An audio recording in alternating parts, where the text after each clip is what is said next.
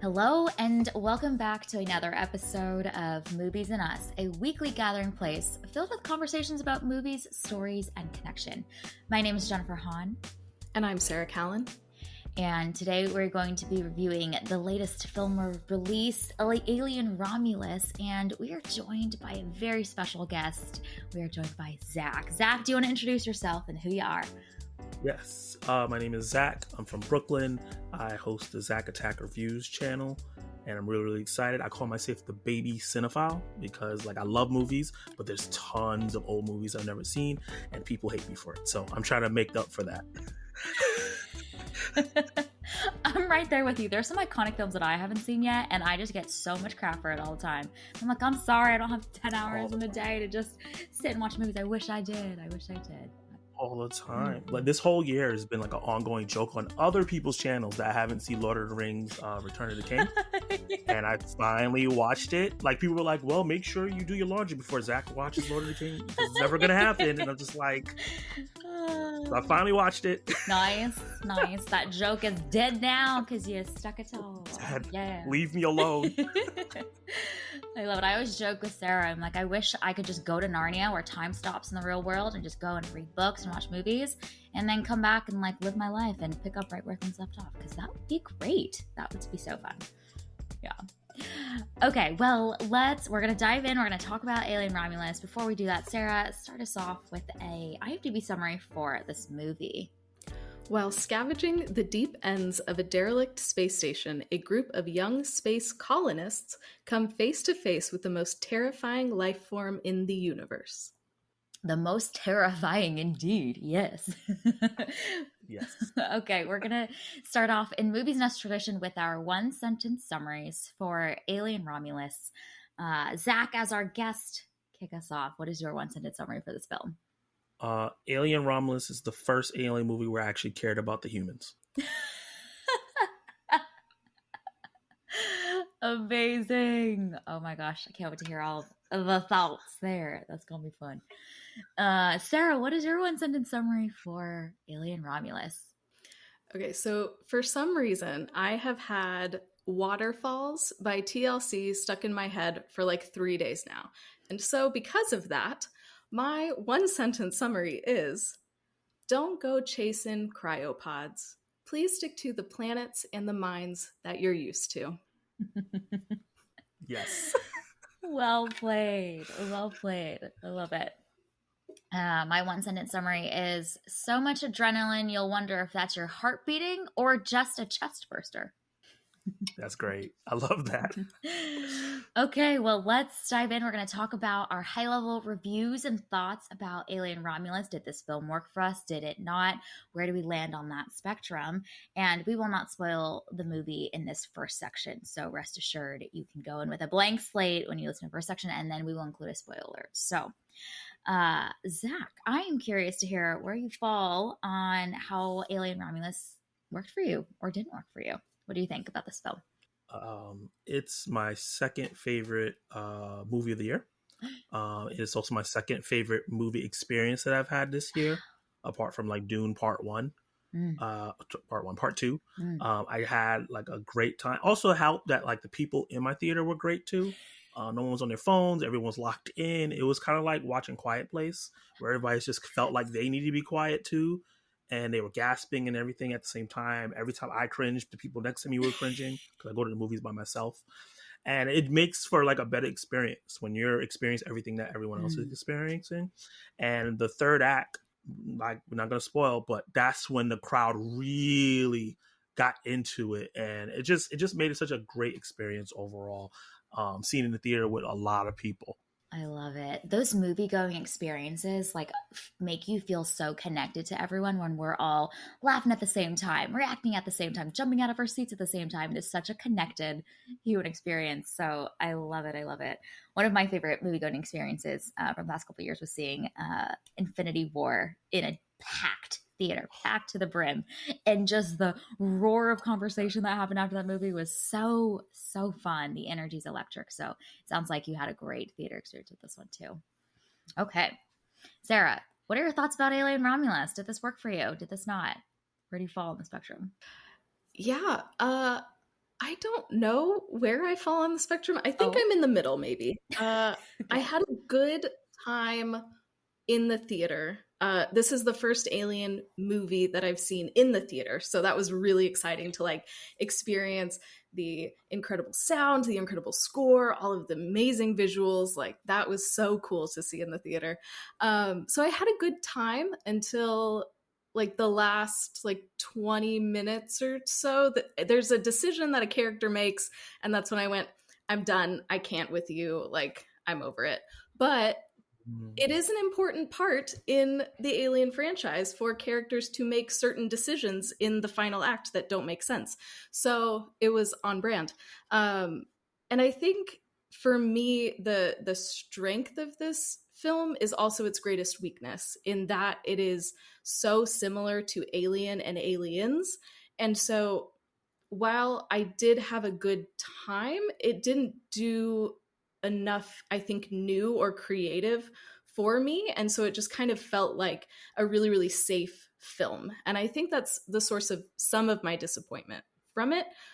But I also realized that all of the other sequels were very creative and just like went off on their own direction. And that's part of the reason why they didn't do so well. So it's kind of a weird spot for me to be in with this film. So I did enjoy a lot of it, but I wish that it wasn't as safe as it is. Mm, yeah, I think that's a lot of the discourse and conversation that a lot of people are having around this film right now is that it feels like a rehash and a similar format, structure, premise, everything, pacing, even some specific scenes that are so clearly recreating a lot from the first one. Especially, it reminds me a little bit of the conversations when The Force Awakens came out in the Star Wars franchise, and just like we're back, but we're also back and similar, so similar to the first one that people have different feelings about that. I do think that this was a great time. I had an amazing time in this movie, and getting to see it in a theater was just a thrilling experience. I think that the heightened score and sound effects, all of that really worked for me. There's some really great set pieces that I thought were so fun and creative that the characters have to figure out how to navigate within. There's two that really stood out to me that I'm excited to talk a little bit about and just share all of my kudos for.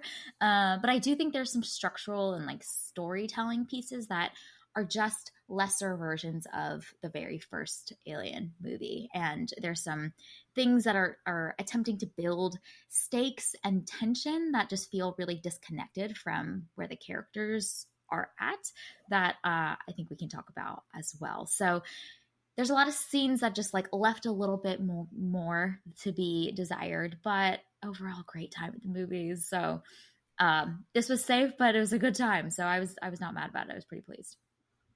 All right. Well, why don't we give a spoiler? Because there's so much to discuss in this and so many specific things that I think we want to dive into. So, this is your spoiler. If you haven't seen Alien Romulus, we've shared kind of our high level thoughts and where we landed about it. And we're going to talk about all of the different plot points and scenes that happen in this movie from here. So, you've been fair warned. All right. Where shall we dive in first? Sarah, do you want to share maybe a little bit about the scene that is an inflection point for you in the last 20 minutes? And then I'd be curious, I think if we're thinking the same one, I'd be curious, Zach, to hear how you felt about that shift that happens, the turn that we take in the movie. Yeah, it was when Rain goes back to save Andy. She was home free. I was like, I get it. He's your brother. Okay, but like I didn't, as much as I loved Andy and the actor gave a great performance as Andy, I was like, just this is not the time to go back and save Andy. This is the time for you to save yourself and save this other young woman who's going to bleed out if you don't intervene. Like, what are we doing? And so it was at that point when I was like, okay, whatever. We're just going to do this to do this. There's a lot of cool stuff that happens after that visually. But as far as the story goes, I was just like, I can't with you. Like everybody's going to die except for you when you could have saved one other person and you chose not to. But that is a staple of the alien movies where, you know, the protagonist is on her way, she's almost there, and then for some reason she has to go back into danger for whatever reason. And so I understand why that happened, but I didn't enjoy that because I don't know, maybe I'm just too selfish of a person, but I'm like, save yourself from the aliens. What are you doing? But she saved Andy. I have opposite feelings. I think that the movie was building towards that moment through her character because you, throughout the movie, you see her struggling with the idea of going to this planet that she wants to go to alone, and the fact that she has to leave Andy. And that conversation happens throughout the movie where I have to leave you because you're not human. But throughout the movie, he has the most humanity, and I think that's one of the themes of the movie. Like, what is humanity? Is it just because you're born human flesh? Are you humane? And then when Andy gets the other chip in him, and like he switches that conversation when he leaves the pregnant girl, she goes, "Why would you do that?" She said, "What? Leave someone behind?" And I think that moment made that moment make sense because she was like, I was going to leave my brother behind, that I wouldn't be around and if he wasn't around. And I get, yeah, the pregnant lady needs help, but she don't know her. Forget her. That's not my brother. The person that was supposed to protect her died. That's his fault. I gotta go get my brother. So that's why when she left, I was like, oh. But then I was just like, I get it, because like, am I gonna just leave my brother down there knowing he's alive? And most likely the aliens are not gonna kill him because he doesn't have a heat signature. So I kind of understood where she was coming from. Like, I'd rather go and try to save him and sacrifice my life than just go and, you know, possibly make it, because it wasn't even 100% sure that they were going to make it. So I get it, but I also understand the whole like, what is wrong with you? Just go home. Well, why are you doing this? I understand that, but I feel like I like that decision because they were battling with the whole "Are Synthoids human?" throughout this whole franchise. And the way Andy was the whole movie, even with like him sacrificing the girl to go back, and then the other dude who didn't like him was about to sacrifice everybody just to save the one person. It shows that like these synthoids are kind of human like, because at the end of the day you were about to do the same thing that you were mad that a synthoid did. So I think all that story plot made that decision make sense to me. Yeah, actually, I was thinking about a different scene, Sarah, for a character that makes a decision that I was mad about. But with that Ooh. scene in particular, I think that Andy as a character is so interesting because our relationship to him evolves over the course of the film. Like, obviously, we are rooted, we are invested in him as a character, but when his directive shifts, uh, there's a lot of choices that Andy makes that are actually the right choice for the sake of the survival for the group throughout the film, which is so complicated because it feels so calculating, and he's analyzing for the betterment of the group that they're with, or for the mission that his directive has been set to. But he often makes the right choice, which I think is really fascinating to mull on as well. And Brooke has this whole thing around like, humans are so emotionally driven that they just can't help but go after the people that they care about and that they love, even at the cost of their own survival. And it just, I think, is revealing of this like natural human desire that, honestly, yes, if they had busted open the door and let Kay in when the alien was right behind him, they all really would have died. But there's something about that natural human desire to go and save that somehow just takes over us. Even if we all die, it was still worth that. And I think we get to see Rain exhibit that and go after something that she cares about, even though she's most likely, like, you got to have kind of calculated, like, I might die too, but it was worth at least trying. And getting to see all of the different iterations of that in our relationship with that concept was really fascinating, because throughout a lot of the film I was rooting for Andy. I'm like, Andy, you're right, like, you're helping keep all of these humans alive because their natural human instincts are so emotionally driven. We just can't help it. So now I'm curious what scene Yeah. annoyed you, Jen? Like, It was when Kay injects Yeah. herself with the experimental fluids. That's the scene that I was like, all right, here we go. Like, and I think her desire in that moment was to keep herself alive so that she could keep her baby alive. But also, we know nothing about this experimental fluid, and we see all of the effects of that unfolds. But just that desire for survival overtaking any kind of logic and assessment of what the implications of this might be. I was like, well, we're gonna unleash a whole monster into the universe with this mixed life form that is now being created. So when she chooses to like rip open the vial and just no hesitation, no contemplation, just inject yourself with it, I was like, okay, here we go, here we go. What do you guys think about that scene? It makes for a great like last 20 minute ending, but what are your thoughts about that? I think in the theater when she stuck herself, I went no out loud. Because they showed everything. Like even before they showed the rat exploding in the thing, I was like, this is not gonna work. There's no way sticking another species blood into you is gonna be any good. We've seen too many sci-fi things where this is a bad idea.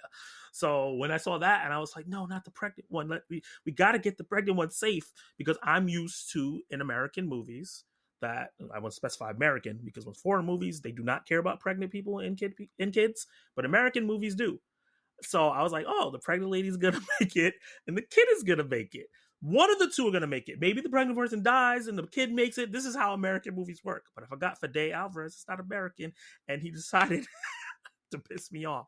So when she stuck it in there, I was like, oh no. But then I also understood, because she was limping, she was losing a lot of blood. She's been through the most trauma of the group. I feel like there's like a meme going around talking about because the actress was Dora the Explorer. It's like, Dora, what are you going through? Trauma. Because she's just going through the most through the whole movie. And I got why she was like, I got to use this, because this is the only way I'm going to make it to the ship in time, because I don't know where the rest of these xenomorphs are at.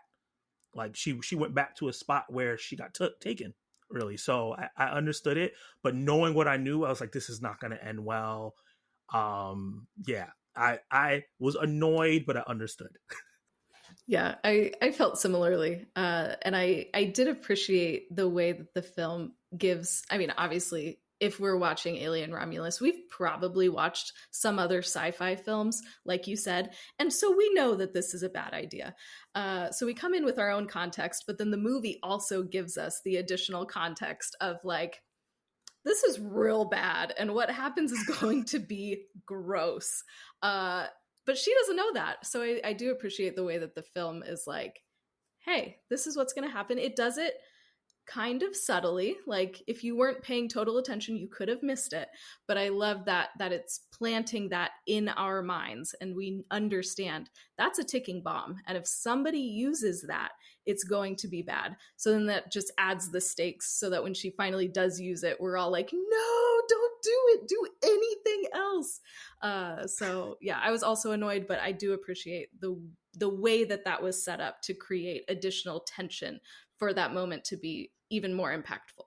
One of the moments that I love that plays out after we get to see the implications of her stopping herself with this experimental fluid is that Rain is fighting against this human alien fetus. And at first it's tiny and small, and she is trying to figure out what to do with it.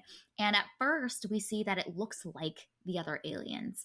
But slowly, as it's birthing itself and mutating and growing, we see that it looks like a human form. And I love there's a shot of her facial expression where she kind of has this like moment of hesitation of like, oh my gosh, but this is Kay's baby. So like she's about to like strike it and she stops. And so obviously the alien fetus baby continues to morph and has that opportunity to grow again. But I love that moment of like moral dilemma that she feels as well of like, what is this thing? Because this really is also Kay's baby. And we've seen throughout the film how much Rain protects and wants to advocate for and take care of Kay's baby. And so that moment's really fun because we as the audience is like, yeah, get that thing out of here. But then I'm also like, oh my gosh, this is Kay's baby too. And that moral dilemma is really fun. And then obviously we see it grows into this giant menacing figure. But when it's small and tiny and we see this innocent looking fetus human form, we just can't help but also hesitate and our feelings towards it as well. So I love that the film understands that nuance and gives us a moment where Rain's like, what do I do with this? I can't strike this thing.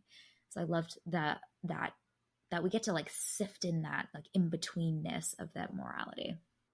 Yeah, no, that's so good. Oh. And then when it's big, I kept thinking, this alien person, baby, I don't know what it is, kind of looks like Voldemort. And that took me down just a weird rabbit trail. So I needed to invite you guys into that as well. Harry Potter origin story, book it. I'm there for it. Yeah. It's interesting because I felt like it looks. I haven't seen Covenant or Prometheus, but I've seen parts of it and knows things about them, and it looks like an engineer from those movies. So I thought that was an interesting visual tie-in. Maybe this is something that leads into that, which the Alien franchise doesn't do well in normally. It's kind of just like we go from next movie and they introduce new stuff, and then sometimes the new stuff doesn't get to the next movie, and it's just a very weird franchise. So I thought that was interesting. No, that's a really good call. I'm so intrigued to see where this franchise goes next because, like you said, it's all been so disconnected from each other, especially the original four. Like everybody just did their own thing and nobody continued anything. I'm looking at you, David Fincher, with film number 3. And so I'm curious with this newest, Prometheus, Covenant, now Romulus, which Romulus is set in a different part of time within the franchise. I'm just curious where they go next. And I do think this kind of like level setting, safe version of this might be, a launching point for some more exciting or creative things that they might do next. So I don't know, I'm curious where we go from here because it's almost like this film is like, okay, we're going to combine films 1 and 2 basically into this new one. And then we have kind of a blank canvas and can kind of go wherever we want. And I'm curious where they take that and then what concepts they bring in from the past films to maybe make the franchise more whole than it currently is. Yeah. And there's an Alien TV show coming out soon called Alien Earth. So it's going to be interesting to see how all that ties in because that's going to be a prequel to Alien. So that's even further back. So I'm interested to see if that ties in, it gives us more context. And then the next Alien film, is it going to be a Last Jedi situation where they take a huge swing for the whole movie and divides the fans? Because it's interesting that like Force Awakens it divided the fans because people were like, oh, this is too similar to other stuff. And then Last Jedi came out and was like, this is too different. So it's like, and I feel like that's happening right now. And they're going to see that and they're going to go do something real different for the next one. And people are like, wait, go back to basics. And it's going to be very confusing. Okay, so I have to ask, where do you fall on the Last Jedi spectrum? A little tangent here. It is my 3rd favorite Star Wars movie. Wow. Okay, so you like I get a lot of shit for that.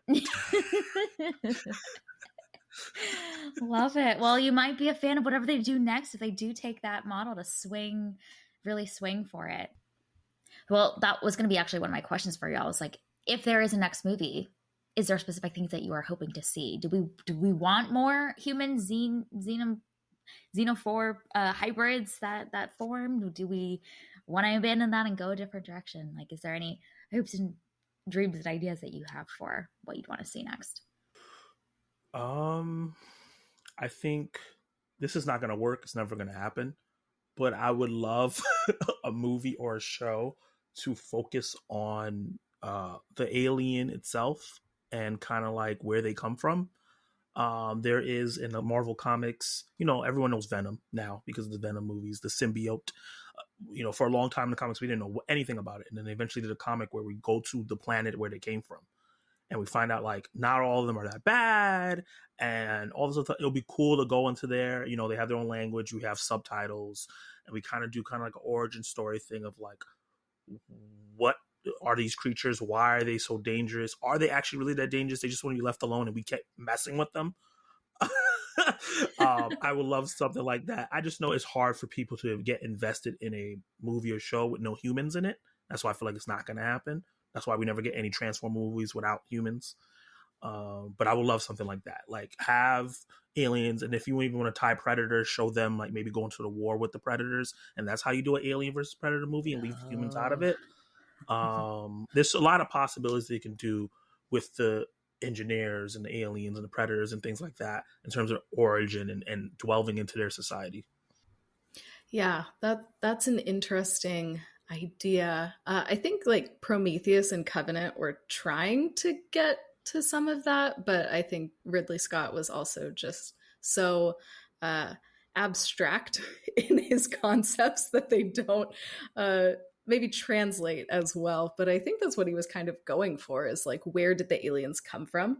Um, I don't know that he was super successful, but I do like that idea. I think that that would be super fun. I actually, after finishing Alien Romulus, I was like, are we viewing these movies all wrong? Is it really the alien that, like, they're just living their lives, and it's the humans that just keep coming in and just starting stuff with the alien. The alien is just chilling by himself or herself and just living its life, and then we're just coming in being a pest. So Can we get your blood? right. Like, wait, hold up. That's messed up. So I don't know, I wouldn't be mad at more like alien stuff on an alien planet, them just living their lives. That could be super fun. Yeah, and especially like more interesting commentary with the corporation and the kind of like harvesting of the blood for their own power. There's a whole like environmental like justice for them. Colonizing. Yeah, yeah, very Avatar-esque in a way, you know, just like capitalism overtaking and taking advantage of this race of creatures that is, you know, fighting for their own lives too, because human beings just want to be immortal and perfect and all powerful in some ways because we've destroyed our own planet, which I think is like another aspect of that is like very much woven into the beginning and the opening of this film of like humans are unable to survive and our evolution is not happening fast enough. That's why we are needing the blood and the perfection of their blood to help make us stronger and better because we've squandered what we've had, you know. And I think there could be some interesting flipping of that could be really fun too.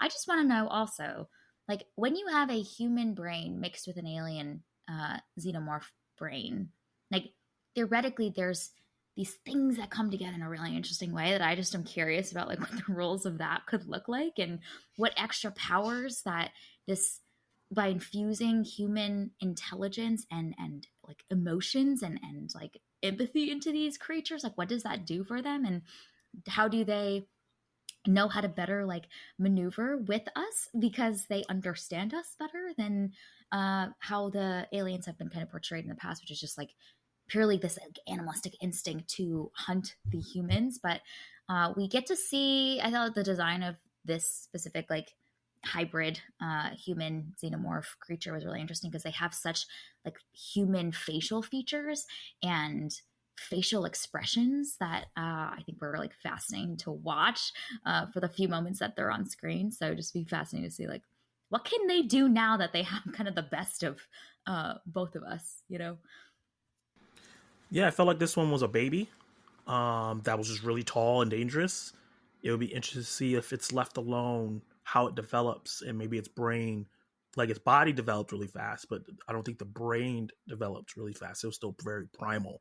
So I think that idea of like seeing it grow and become like half like primal, but half like human, like a caveman kind of thing where the humans can process things, but still have this primal feeling of wanting to destroy things and battling with that. I think that could be interesting. That may be too out there.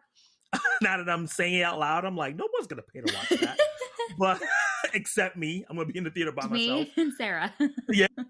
We're just going to be in a theater separately, spiritually next to each other in the theater, watching the film.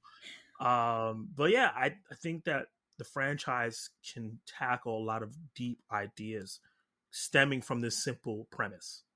I think that is the whole thing I think the Alien franchise needed with this movie. I think it needed to go to a simple premise to get a lot of new people on board. I think that's why they hired a lot of these young actors that are on the come up.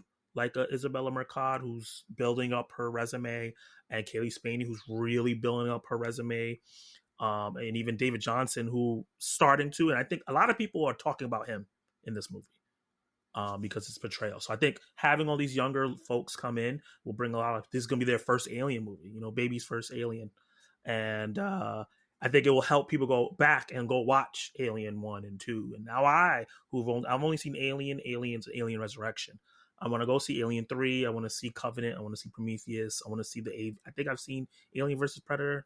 Not a great movie, but even like the director of this wants to do an Alien versus Predator movie with the guy who directed Prey. That would be very interesting because I love Prey and I love this. Yeah. So go. Combine those sensibilities together. Yeah. As Deadpool say, let's fucking go.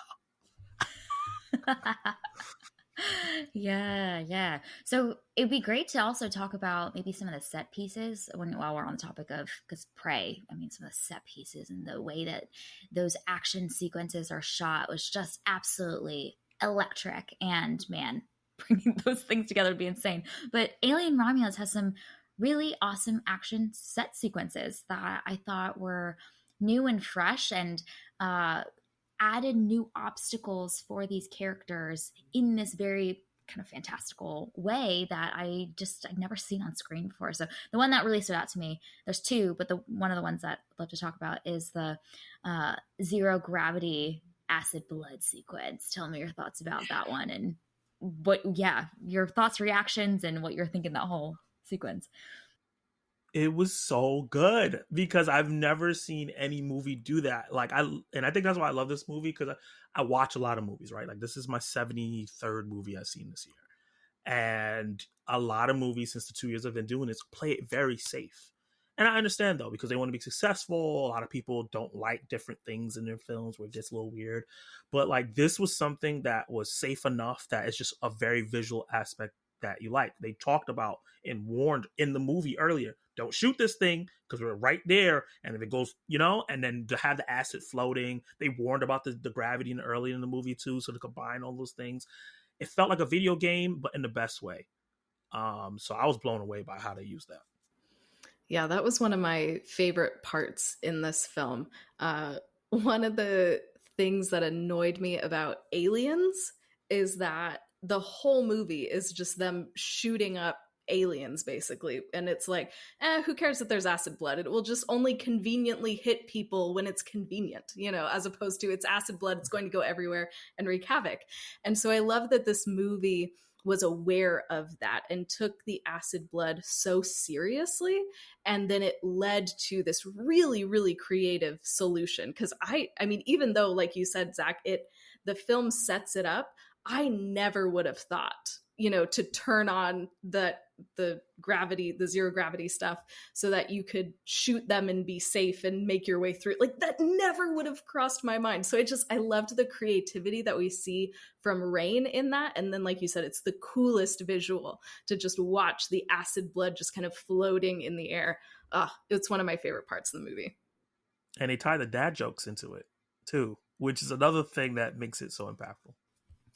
And I really got my ass served to me because I was making fun of this show for a second when we see Rain continuing to hold on to this gun that she clearly is told like that's kind of useless. It's just so that the aliens don't charge at you, and so the whole time she's like swinging it around at that, I'm like, this is kind of silly. Like you don't need this. It's heavy. Like you could run faster without it.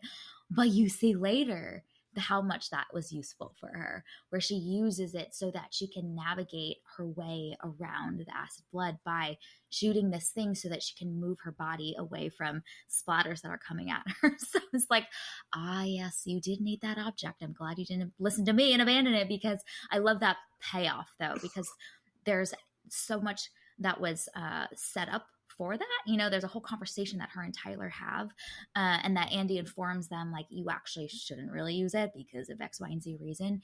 So the whole time she's using it and holding it, I'm like, why are you doing this? And then we get to see the full satisfaction of, oh yeah, this was really useful for you. So even that whole 1-2 of my confusion, but then getting that set up and payoff for it for me was really fun too. And you see that gun come into handy, like not just while they're navigating the acid blood, but also later on when Andy comes and saves her again as well in the elevator shaft. So on all fronts, the gun was needed, and I was wrong. But it was joyful to like experience that, you know. Those moments are so satisfying when you set up in your brain like, oh, you don't need to do this thing, or you should do this thing, and then the movie decides to go a different direction that ends up surprising you. So those little details are always just so satisfying to experience. Yeah, the movie being smarter than you is always the best experience, because this is like this is why I paid to watch this. Like, I shouldn't be able to write this out. Yeah, so good. Yeah. So I'm like, yeah, movie, serve my ass to me on a platter. I'm ready. I'm ready to to receive. Um, but one of the other set pieces that I really loved, which my one thing is that I think they could have played into this even more, but it was already great, is when they're crossing the hallway and they have to be quiet and they cannot sweat, they cannot get their body temperature elevated, so they have to somehow remain calm in this impossible situation, um, because the face huggers will detect them. I just thought that was genius, and I think that whole sequence, I would have loved if they indulged in it even a little bit more. Like, let us just like sit with that longer, because they're quiet for so long, and then we see that I think it's Tyler that gets the phone call, and then immediately, okay, the throng of face huggers come at them, and so that the scene is over quickly. They could have really stretched that out, milked it more, and I would have just eaten up every bit of it. But I thought that the rules of that, and then the impossibility of it was genius and made for some really great thrills. So that sequence was so good too. Yeah, and I love that. A lot of times in movies, when there's a sequence similar to that, someone picking up a call pisses me off. But because it was his sister, it made sense. If you hear your sister, especially I think right before that she got taken, right? Or something like that. Was that when she got taken, or that was before? That was before she gets taken. Okay, but I think in the grand scheme that he didn't know what was happening with her. Mm-hmm. He didn't, like, even before she was in the ship. They know that the chest burster lady went there. They don't know that she's still alive. Mm-hmm. So for him to hear her voice, I get I know the rules of this. My sister's alive, and I gotta direct her to get here because we don't know what's going on. I see a lot of people talking crap about this movie, about how the characters are dumb and all this other stuff, and I'm like, the Alien movies had commandos and scientists in them that were adults. And they still made dumb decisions, right? They made better decisions than these kids, but they still made dumb decisions. These are kids who came on here just to steal some cryo chambers and leave. They didn't know anything was going on here. So they're in this constant panic. I would have died immediately. The face hugger would have put the thing in, it would have been over. So they're a lot smarter than I am. So I understood why he did that, and I didn't think it was a dumb decision. If it was like Andy who picked up the phone and was just like, "Oh yeah," after giving the rules, I would have been like, "Okay, that's dumb." But I really like that sequence for that. It felt like The Quiet Place a little bit, but even just like elevated more with the sweat, and like you can't get scared. You can't even get too calm, because if your body, it just can't change too much. That just blew my mind. Yeah, it was so good. And one of those examples when a movie knows that quiet is actually a great source of tension. It's not always these really loud sound effects or this really like jarring score, but it's actually in those really quiet moments when characters have to be silent that you experience the most tension. And like you said, Jen, I did wish that scene had just been a little bit longer. It did feel like it was cut off really short, and I feel like that there was another something or other that they could have done in there just to elongate that tension so we could sit in it just a little bit more until they have to run.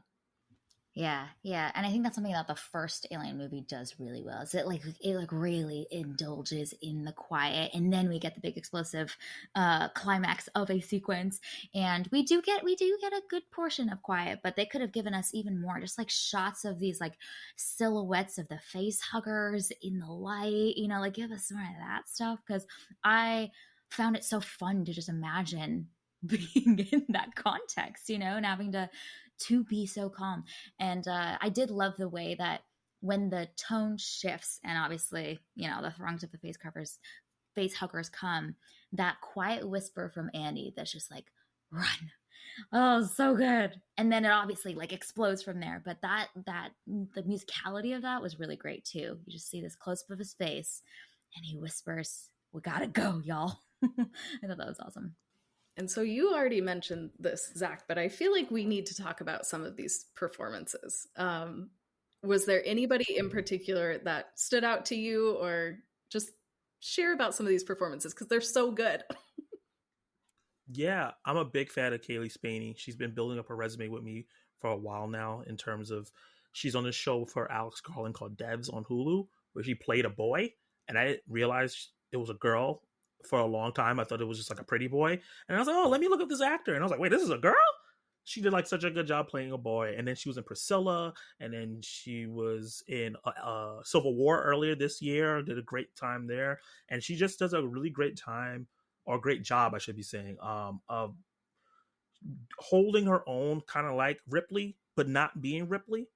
Like, obviously, they made her do some of the iconic shots and things like that, but the character is not like Ripley. She's more vulnerable. She cares more about others, I think, than Ripley kind of did. Like, Ripley cared about some of the people, but she like really cared about everybody to her expense. And I just think that she was a different kind of character. And I really, really liked her performance here and how stable and rock hard it was for the movie. And then just David Johnson, like, he had the most to do, and maybe I've seen him in the Alien movie from beginning to end, playing this very baby-like android that's imitating human emotions, and then going from that to getting the chip, and then becoming more adult-like, I guess, and more decisive and more physical. Like, when he started running, I was like, whoa, okay. And just like him holding the doors, he just felt like a stronger character, which headphones fell, which I felt was weird, because when they went and got the pregnant girl and her brother was holding her, I was like, why is Andy not doing it? He's so strong. He could just pick her up and run with her. But he must have been like, I don't even want to go save this girl, so I'm not going to do that. But yeah, I thought those two were like a very big standout in terms of performances, and really, really elevated the film. David Johnson was incredible, man. Oh my goodness. And I think it's always challenging to play a humanoid or a synthetic feeling character, because you need to communicate this connection that you need the audience to have in you, with the real human emotion, and endear yourself to the audience, from a human level. But also there needs to be that gap that you still feel as the audience of like, but he's not a human. And those, in the way that he emotes, the look in his eyes, the way that he moves, there has to be something that feels kinetic about that performance that can't feel totally human either. And I think that's a really delicate and nuanced type of performance that I think he absolutely nails. There's this constant awareness that he is not fully human, and yet we love him like he is a human as a character. And to strike that balance, I think, is really, really hard to do. And he somehow nails it really well. There's some really great shots of him where his eyes are doing so much emotion. There's this bittersweetness, too, that he somehow conveys in his eyes, of feeling this connection to this human, but also feeling that there is a gap, too, because he is not fully human. That I thought was just genius. So there's some really great performances, both emotionally, but also even like physically, and how to convey those humanoid components as well, that I thought, I just imagine having to do that. I don't know how, but he somehow does it. Yeah, and I loved how distinct the difference is once he gets that other chip implanted, because it's not just in what he says, but like you mentioned, Zach, it's in his physicality too, and it's in the way that he carries himself and he moves, and like everything is different. And so essentially this actor is playing two different roles in this film, and he nails both of them. So yeah, absolutely agree. And I love the point that you made about Kaylee Spaney not being Ripley. And I think that that's really important, because I think if this film were trying to redo that and have another Ripley, then, everybody would be upset. by it, but they knew we needed a different protagonist, a different type of protagonist, even because Ripley was an officer on this ship, and she had authority in, she wasn't the highest ranking, but she had some authority, and she knew when she had to put her foot down and all of these things, and she was willing to stand up to these other dudes. And Rain is just a kid. Like, she's just this young woman who's just trying her best and didn't even want to be here in the first place, and now she has to just figure it out. And so I feel like Kaylee Spaney did a great job of capturing all of that, and the fear, the even naivete that she experiences throughout, of like, I don't know what to do in this situation, so okay, we're gonna figure it out.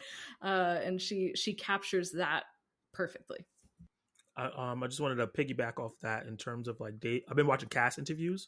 I love their chemistry off camera, but David talked about like the difficulty of playing this character because he couldn't reference any other androids. There's nothing specific through all the androids through this franchise, which is partly because the franchise is so disconnected from movie to movie that he could just like do. He had to come up with it himself. But he said something interesting that makes this movie on a rewatch is going to be interesting. He said, watch him throughout the film when he's next to Kaylee Spaney's character. He's always imitating everything she does. Anytime she turns, his character turns because that's how he learns to be human. And I was like, oh, I didn't notice that. But yeah, like every time she moved her hand, he would put his hand right on, like he would do stuff like that. But now I want to even see even more how deep he went with it. So I think that's very, very interesting how much care he took into it because it's an alien movie. And then if you watch all of them, not everybody understands the gravitas the franchise has, especially Resurrection. So some people just bullshit sometimes, and I'm happy that he took the time to take like an indie level care to his character. Wow, that is so fascinating. I can't wait to look for that again next time. And yeah, the overall effect is that you feel the humanoid aspect of his like presence on screen, but seeing like why and like how that's created is really interesting. And also is setting the precedent and setting the tone as perhaps more of characters like him show up in these other movies that might come in the Alien franchise. He is literally laying the precedent for them of how that can look and feel, and the kind of mechanics behind the overall effect that's created. So that's really fascinating. That care and attention is really neat to see. Okay, other big things that we wanted to mention and hit on for Alien Romulus before we wrap. Oh, the production design. I think that's a huge thing. That I think that's might be my favorite part of the film is the fact that 90% of this film is practical, and it makes it feel really lived in when they before they get to the space station. How Blade Runner esque all that looks. I love that. I love that futuristic analog feel that it has. You could tell that he was very inspired by what's this guy Ridley Scott's other films, and how the gas and how grimy it really lets you go like, I understand why they take this risk because this looks like shit and I don't want to stay here. I think the Kaylee Spaney's character looking at the bird in the cage, I thought that was a great moment, showing like, okay, I gotta get out of here, like I need to spread my wings and go on that planet I'm dreaming of. Visually, just so many shots in this movie that are just mind-blowing on the big screen, and how everything like the animatronics for the alien, animatronics for the face huggers, I think this is the most aggressive I've ever seen them in any of the movies. They're literally just trying to like, I'm planting my seed. They're horny as hell. And yeah, I just really love how physical everything is, because if you watch some of these movies that cost like double this or triple this, there's a thing of where like some of the people are on this green screen and they don't really know how to react properly to the things that they're supposed to be scared of because they're not actually seeing them. In here, you never feel that because the thing is right there in front of them. It's actually holding them. It looks scary. So I love that Fede did that. He was like, if I can build it, it will be built. Let's not use CGI. But the one gripe I have is the deep fake. And we haven't talked about that yet. The deep fake on the character from Alien 1 was not good. It's not good. And I want to hear what you guys have to say about that. Because, oof. Yeah, I agree with you about the production design. And even while I was watching, I was so pleased at how like tactile everything is, and how It's so weird, but the way that like doors open and close and the way that like the buttons work and the ways that things just like would click together, or like the sound that they made when they disengaged, like all of that just made it feel so real. And I loved all of those little tiny details. They're so small, but I it's one of the things that I really appreciated from the first film too, is everything just felt real, and you could feel like you could like touch what was going on because it was all practical effects pretty much. And so I love that that was recreated in here. And I think because the movie is so tactile and so practical, then when you see Ash, it's very jarring because it looks so different than anything else that we've seen. And I really hated that they did that. I understand why they did that because this movie happens in between movies 1 and 2. But I really hated it, and I'm sure that, you know, the other part is the actor passed away a few years ago, and that's why they had to, you know, digitally recreate him. And so I hope that the studio did all the right things with his estate and handled that well. But it just didn't look great. And then Ash, I mean, he was always the worst. Like, I hate him in the first movie so much. And so then to bring him back and he's just there pretty much just to give exposition. And I was like, okay, is there any other way that we could have done this? I don't know. I just, Yeah. maybe it was the best way, but I kind of hated it. Well, I think it's something that could have been written differently with a little bit of creativity and actually like played into some like really fun aspects. So in the later part of the film, the ending, like 20 minutes, we see him kind of in the computer talking through a screen to Kay to like get her to click the remote button to like jet back home to bring the experimental liquids back. And so there's like a really fun, like menacing way that his presence could have been there, and he could have given the directions to Andy for Andy to carry out in the physical space. But like the fact that his presence is like ingrained into the computer of the ship, of the station, could have been really fun. Kind of that like constant presence and meddling without the physical form being there, I think could have like been really fun too. So, and they would have basically then written themselves of having to spend a bunch of money and do this like visual that's just going to get a bunch of critique from the audiences. So just a little bit more like creativity could have actually made his presence really interesting and maybe more thrilling, arguably, if his presence was there but you can't see him. That's kind of fun. All right. And then one other like visual that I wanted to celebrate while we're talking about the visuals and the production and the design of everything is more of a specific like cinematography shot or choice that's made. It's when Navarro, after she has the face hugger on her face, and then they take the face hugger off. Great. And the question is has its seed been planted? And there's this amber light that she puts behind her chest, and that image is seared into my brain because you see the silhouette of her like her chest bones, but you see that pumping, and it's this like and the choice of it being this amber light I think is also really great. So that whole shot, and then Kay seeing that and reacting to it, I just thought was genius, and it looked amazing. It was visceral, it was thrilling, and just something that like cognitively we know that's what's going to happen, but then to see it in that way I thought was genius and so good. So I just want to give a shout out to that shot. I was also just so upset that Navarro had to be the first one to go. She is so cool. Like, in a few minutes before that happened and like she went to go save them, she was doing something, I don't even remember what it was now, and I was sitting in the theater and I was like, wow, she is such a cool chick. Like, I could try my entire life and I would never be an ounce as cool as she is. Like, wow, I just want to hang out with her. I hope that she makes it at least halfway through the film. And then like 10 minutes later, she's dead. So I was just so upset. It's like, why did you have to take her out first? It's all my fault. That's my bad. I was just too like, man, she's this cool pilot chick. Like, that's amazing. Let's have her on for this ride. But no, the face hugger got her, and that's upsetting. Her choice in men, though. Questionable. It's true. He was the But you need a worst. character like that. Yeah, you need a character like that to just be the literal worst and an agent of chaos and like do all of the wrong things. So, yeah. And die in like the worst way. Jesus. Yeah.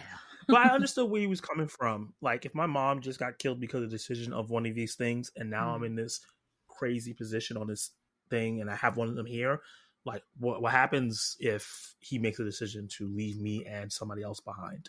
So I get why he was being an asshole, but it also was annoying me because I love Andy. So I was like, leave him alone. He's just a little cutie baby. So I got it. I got to understand why he was the way he was, but also it's just like not every synthoid is the same. Which is, I guess, a commentary there.